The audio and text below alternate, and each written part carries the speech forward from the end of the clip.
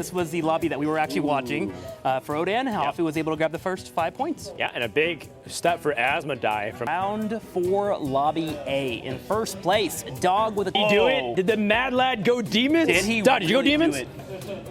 And he got Patchwork too. This is a really sick man. Oh my gosh, look at that Weaver just getting completely buffed up. And remember, he had that additional health to play with for Patchwork, so he's able to pull it off. Yeah, so Hafu explained that Dog, he was originally going for tier 5 to try to get Mal'Ganis and to try to get the Battle Master. These are really high impact, and the Void Lord, excuse me, to get high impact demons. But he was rewarded with a Light Fang, which let him pivot into a Menagerie composition while still holding on to a Wrath Weaver that's 34-34. And that's awesome. Utilizing demons as your base, building out into Menagerie, or just having a different composition in general while being demon focused goes to show you that you shouldn't ignore demons, even though a lot of people are writing it off and saying it's not as strong as some of the other tribes. I do like that he kept that Weaver as well and then pivoted to the Homunculus being the demon, because the Weaver actually doesn't have a tribe. It builds off of demons, but it's a neutral unit.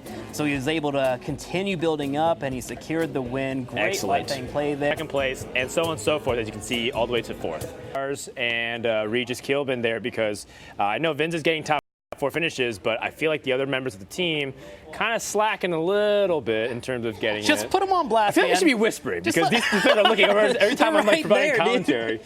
Maybe we'll inspire them. Some people like to be beat up a little bit. Toast walked up to me, he's like, I'm actually going to unfollow you on Twitter. Yeah, I saw Toast look over, and he looked straight back into his monitor, just pure dead soul, man. You caused that. How do you feel about yourself, Dan, the destroyer of worlds? Yeah, I know, right? Yeah. I didn't call Toast any names. I'm just saying that Rabid Ranger's struggling a little bit. But taking a look at Megafins, they had made a pretty big comeback to get 2nd place and tie for 1st place right before the halftime mark. So with that, let's hop into, I believe, Lobby A with Chocobar, Zalay, Dog, Brian Killer, Regis Kilbin, Asmodai. We haven't talked about today. I was thinking about maybe we go in and check out Kalento, as he's actually running Yogg, and Yogg is a fun character to play. First things first, if you're gonna play Yogg, you do not choose Yogg. Yogg chooses you. And the moment that you get into that headspace and that mentality, you are going to play infinitely better. One of the things about this character is that his hero power allows for him to snag one of the minions at random and apply a 1/1 buff just by tapping 2 gold. And you can really flood your board early and also keep up with the teching that a lot of players are already doing. That's right. Normally recruiting in Hearthstone Battlegrounds costs 3 gold. And so being able to recruit it for 2 gold, pretty significant advantage. Speaking of advantages, Dog playing Patchwork at 60 life. Looks like he's being a little greedier while Kalento's being a little bit more aggressive. That 7 health, it's just a flesh wound, which I believe Patchwork is very used to. He has a gaping flesh wound actually on his chest. He's been torn up pretty hard there, poor Patchwork. But you know what? That's why he has that extra health, so he can continue to survive. From the Heroes community, we actually had one of those ourselves, our own abomination called Stitches. So I have a little heart in my place for Patchwork and what he brings to the game. Yeah. Does he also hook as well? He also hooks. He brings out the hooks, man. He's a level guy. He also has a mechanic where he eats an entire hero, which is super fun. But you know, we can talk about that another day, because if you get me going about heroes, I'll talk all day. Well, we have plenty of heroes here. Kalento is playing the Yogg Saran. Another Elise being chosen by RDU that's in this lobby as well. I'm really curious to see how some of the new heroes perform. Sure. Elise the Starseeker is getting a little bit of a bad rap, but I mean, maybe these players know something that we don't. I mean, if we want to, we can go over to RDU and keep up an eye on him. I'm looking at his board right now. I actually want to go to Asmodai after this game, after this battle rather, because he's playing Dancing Daryl, and we're going to start to see a potentially advanced play here. Normally we like to talk about what Battlegrounds is in terms of the basic level, but being able to see what Asmodai is going to be up to will showcase why Dancing Daryl is a really interesting hero. If you look at Daryl's hero power, look at his hero power. If the mouse will cooperate, thank you. There you go. Passive hero power. After you sell a minion, randomly give 2 minions in the tavern +1/+1. So he has the opportunity of buffing up the minions significantly, either in this turn or the next couple turns.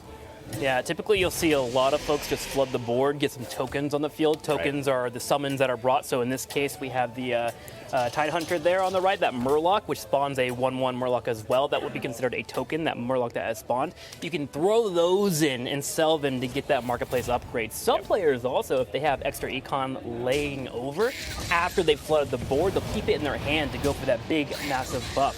One minion in particular that a lot of players look for with the Dancing Daryl is that Cyclotron. Divine Shield and Taunt already, and you buff it up like crazy. But we'll have to see if he gets that, as we'll go ahead and watch him do his best here to mitigate damage and set himself up for more dancing. That's right. And the trades end up favoring Azudai. It looked like he was the underdog, but able to get some good value trades. Let's see if this is the turn that he's going to dance. He finds a Divine Shield minion, so he could go for a very big Righteous Protector, which is a 1/1 Divine Shield and Taunt. Choose instead to roll.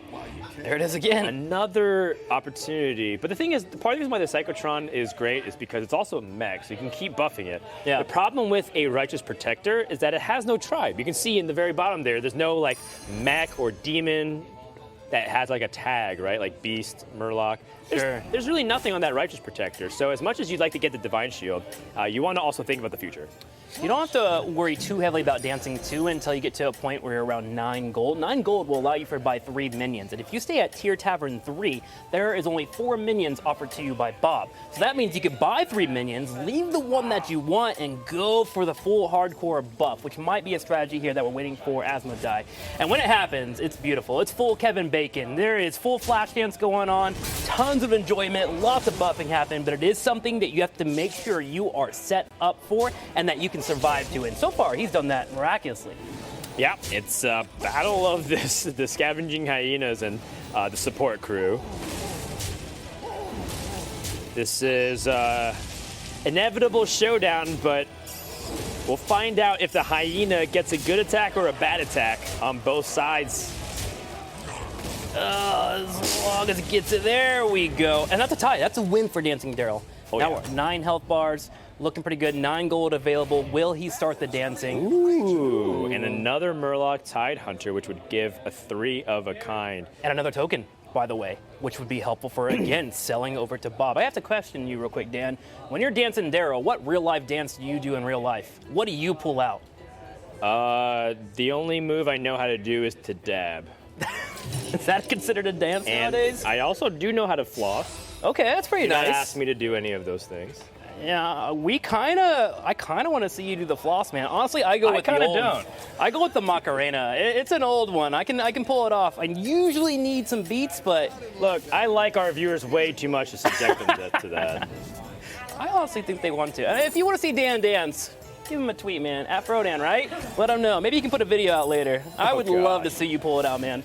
My doing embarrassing things on camera days are behind me. It's never done, man.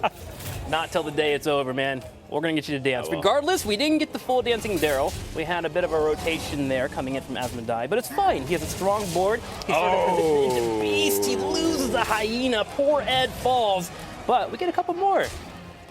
As we'll have a 2-2 dropout from the Savannah. The Rat Pack survives, and Dancing Daryl is trying his best here to mitigate some damage. Doesn't look like much damage would be mitigated. Asmodai's going to take another pretty decent amount of damage here. Looks like it's 10. Oof. Well, the thing is, Asmodai has almost full life, so I want to see that big sell point. And I think Asmodai is hovering, waiting for that one moment to be offered it. The reason why we believe he's also going to be moving into this Dancing Daryl as well is he's stayed around 4 taverns here. At this point, you're starting to push into 5, maybe a little bit, looking for some big upgrades for maybe that light thing. Dancing Daryl is a hero that there is a positive strategy to stay on your 3 or 4 drops to be able to spend your extra econ to get that buff minion. And here we go. He finds something that he may like. I believe he's looking for that Rat Pack there. Yes. If he gets it buffed. But, so keeps far buffing unlucky. the Zubat. I mean, it will give you some numbers, but that's really unfortunate. It's not a card you want to keep in your tribe. There's no synergy. It doesn't buff your Hyena. It hurts a little bit. And sometimes when you're dancing, yeah, you might step on someone's toes. Including your own. I've done that. It hurts a little bit. But the Rat Pack finally gets some numbers. A solid 8-8. Originally, it is a 2-2. Ooh, I like holding on to the last one there. Let's see if he can get that buff onto either the Hyena or the Rat Pack. Yep. So Beast, a strategy that hasn't actually worked out too much. We've seen a couple of Beast players get to the top 4, make a push for the top 2, but nothing as convincing as the Light Warden, not the Light Warden, the Light Fang.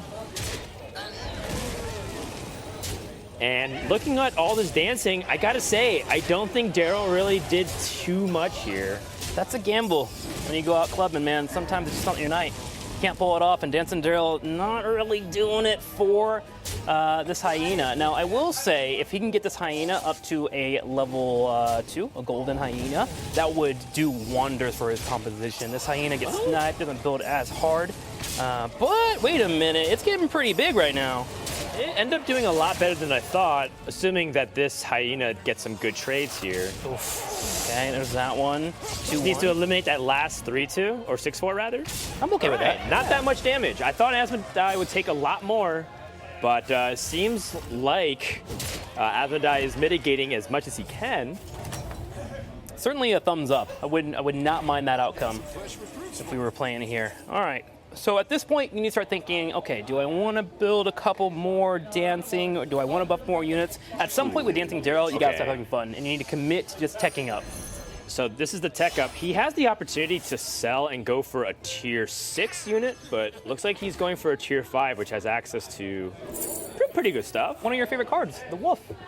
Is wonderful at tier 5. My boy Goldrin. That's right, Goldrin. There's a couple of good pickups at level 5 that you can get with Beast. Some quick knowledge for you at home if you're wanting to play yourself. Level 4 is really, really good for mechs. Level 5 is pretty solid for Beast. You have a lot of your heavy hitters there.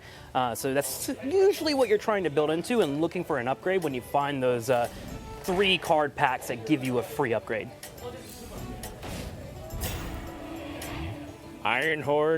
Ironhide Direhorn, just a lot of stats. It's a big booty on the field. I don't know why I know that, but if you look at the full card art, it does have a big butt. Is he? Wow. I'm going to have to go home. We are body positive here at Hearthstone Battlegrounds. Hey, some people, they enjoy it. You know, I'm not going too far into this. Oh no, the Direhorn. Picture. All right, Brand gets picked off. And we're going to have a bit of a spawn, buffing up that Hyena once again. The Revolver gets hit. Ooh, you always hate when you don't fully one-shot that Revolver, because it's going to spawn another taunt, which could potentially give you another Divine Shield, as your opponent would love to have that. Rat Pack doesn't die. Oh no, Dan. Oh boy. So with 14-14, oh no, this is going to look like another defeat for Asmodai. Yeah. Things are just going a little unlucky for him. And I don't know about you, but when you're losing out on the matchup, you're willing to have a couple of unlucky trades in the early stages if you get it later, you know? Yeah, like the extra buffs matter a lot in this case. And now Asmodai is running out of time. We have a couple of players in the bottom 4 that are on the verge of being eliminated. Battle is really raging out there. Asmodai is one of them. Choco Bars as Akazam, Regis as Nefarian, and Asmodai as Daryl, and Dog as Patchwork. Those are the bottom 4, but this game is pretty swingy. You can't really sleep on anybody until the last battle has commenced. Asmodai is looking for those final beasts that will help bring its composition together. That Wolf would be wonderful for him. The Death Rattle gives 4/4 across the map. I just gotta say that this feels a little bit weak. I think in the sense that Asmodai has a mech in the form of a Zubat. He has a demon in the form of Voidwalker. He has several beasts, as you can see, beast, beast. And Bell. And it's okay. It's just that it's not that huge convincing, like, oh, I'm really scared of something in his composition. In fact, he has this 2/2 Hyena, which could easily get sniped by other things too, because he only has 1 taunt. Yeah. So Asmodai has to find a higher impact minion if he wants to fight, and other people like Kibler have these light fangs that are just going to continue to grow. It's looking rough, and oh my gosh, it just got rougher. This is bad. This is not looking good. At this point, we're in scramble mode, hoping to make it through here, take less than 12 damage if we do lose. Good hit there. Not quite the kill you, Amalgam, what you're looking for. Oh no. Dan, do we call it? What time is it? This Is the surgeon here? Might be closing time. Oh, no. Oh, boy. All the bad trades for Asmodee. How much damage is this? It's gonna be enough. 12 hits to the face. Oh. I would have pulled out the little Murloc High there. Like, at that point, you're just like, all right, it's done. Thanks, guys. Thanks for chilling. Unfortunately, 8th place here for Asmodee as Danson Daryl just could not bring the necessary steps here. Not enough choreography. We're heading over to Brian Kibler, who had the honors of eliminating Asmodee. Offered a Discover reward for six stars with the Gentle Megazord, the Zap Slywick, and the Sneeds Old Shredder. Interesting that he go for Sneeds. I thought Sneeds was potentially the weakest option, given that he had 2 Murlocs that he could adapt in the form of the Nightmare Amalgam, the old Murkai. But he does have the Lich King Hero Power, so that makes sense.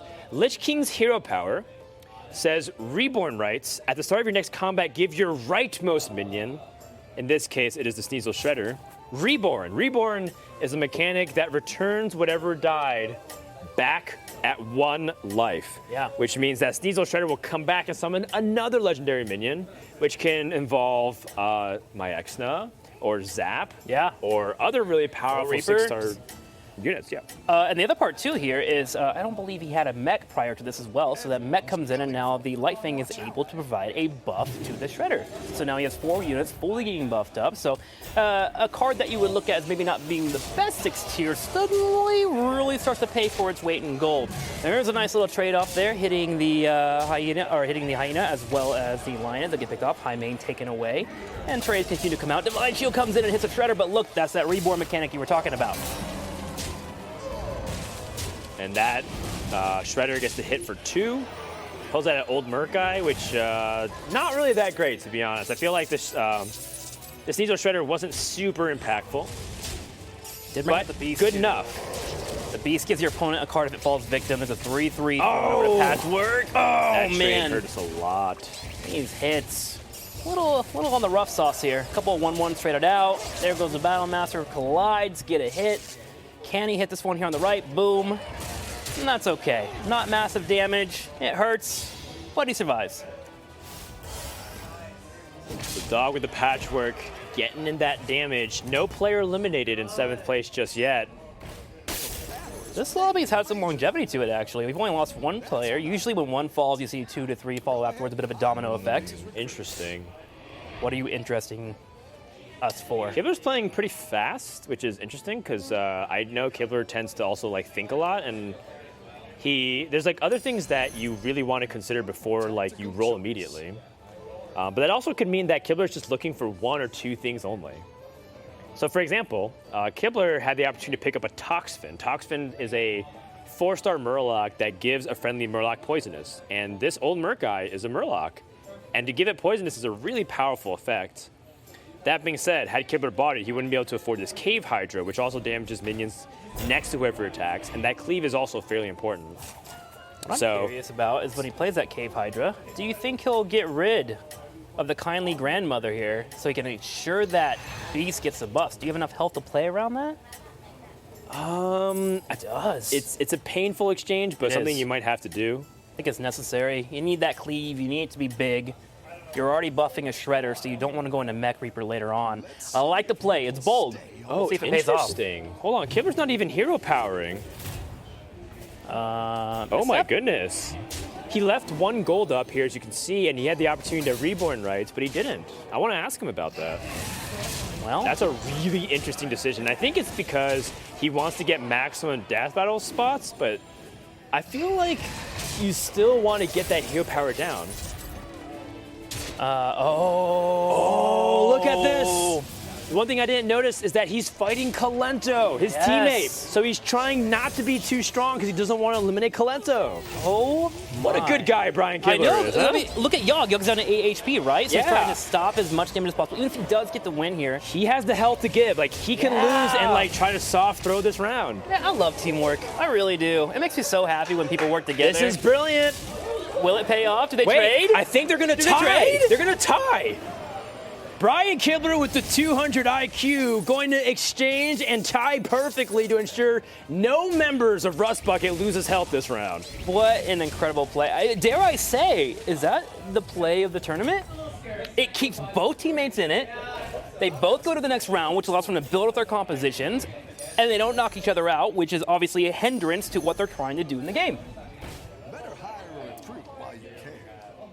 Very nice moves all around. That's something that we didn't really expect to focus on for a team tournament, but it makes total sense to consider keeping Kalento alive as opposed to just trying to power through. And I wonder if other teams have been doing that, we just haven't caught it on broadcast. Sure. That seemed to be the most pronounced and worked out perfectly.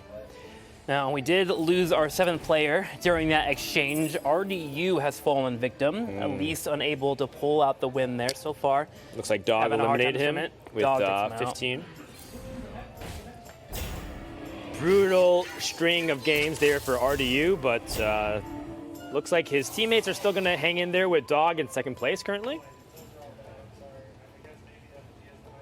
And now, Kibler weighing if he wants to play this amalgam onto the board and fill his board space.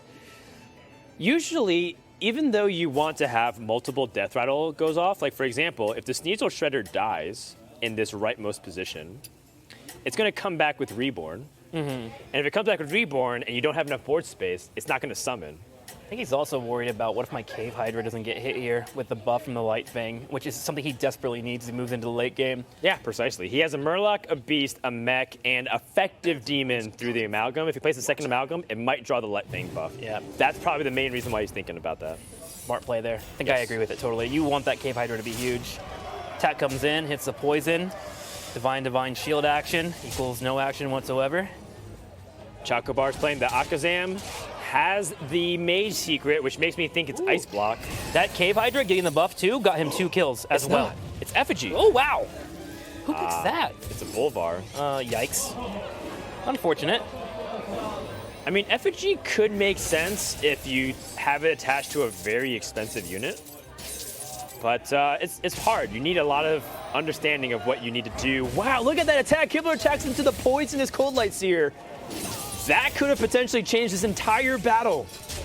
See if the Shredder is going to be able to hold on for him here. The Shredder eating up some damage nicely. Will deal with the over there as well. The Shredder goes in. It's going to be reborn as well. Oh, it's my X now. That's huge. That is pretty Oh my massive. gosh. Can he get the hit there on the junk bot? No!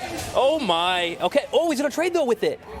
And somehow against the odds, Wowzers. once again, Brian Kibler, King of Bronze and ties. That's exciting. I got a big old smile on my face. That's incredible.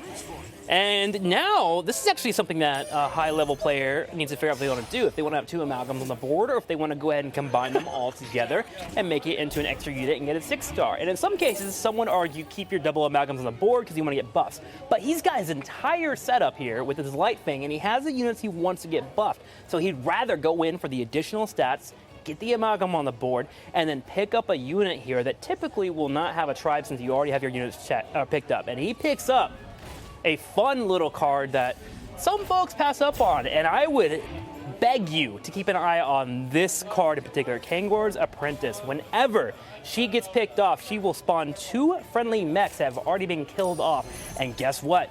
You have that reborn mechanic here with the Shredder. If you can get that Shredder to die first and her die afterwards, double Shredder on the field.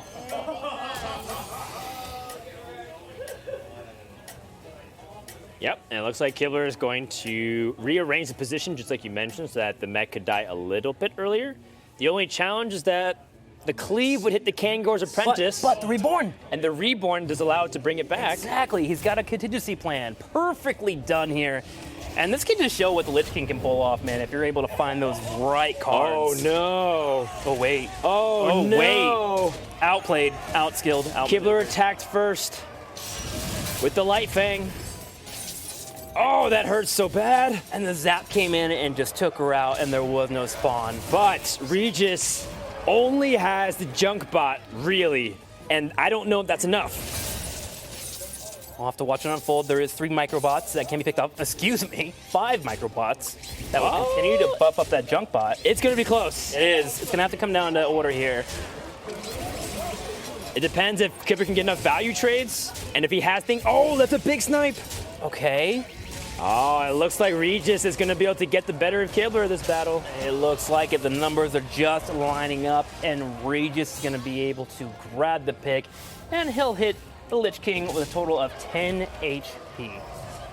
Alakazam bites the dust, but Chocobars lands into the top 4.